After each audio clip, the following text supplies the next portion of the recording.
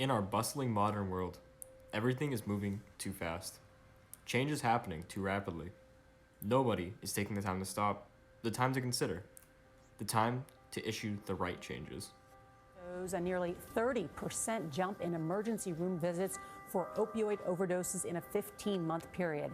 Good morning. Gilbert and Kim Freeman lost their youngest sons to heroin first on Valentine's Day. Spike in drug overdoses in 4 local communities. Hundreds of flags for the hundreds of lives lost to addiction in New Hampshire in recent years.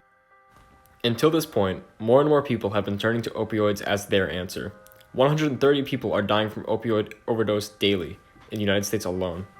New Hampshire, with one of the highest death rates from opioids in the nation, suffers from this immensely.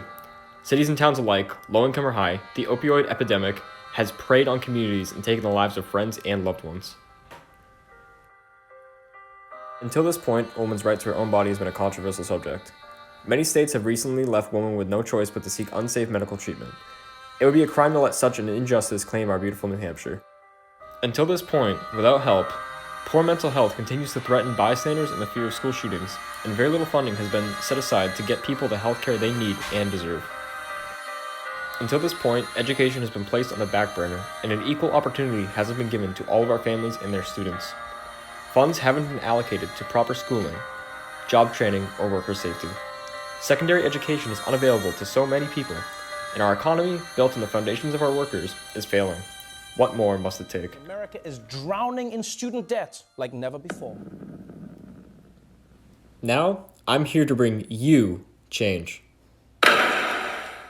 I plan to give the people of New Hampshire what they've been looking for, to work with my team on the state and national level, to advocate for policies that promote drug rehabilitation, abortion and mental health protection, and quality education for any individual. I plan to invest in educating the public on avoiding addiction, use federal funds to establish drug courts and treatment facilities, and form drug task force teams, all for the promotion of treating addicts rather than putting them on the drug-filled streets. I will also ensure that abortion facilities are financially supported, fund research for improving abortion clinics, and institute a scholarship system for financial aid of women seeking abortion. I plan to keep college and education on the forefront of state policy by expanding the reach of Pell Grants for universities, and to stretch budget limitations for grants and loans. I'll allocate technical school funding and job training to nurture a growing economy with skilled workers.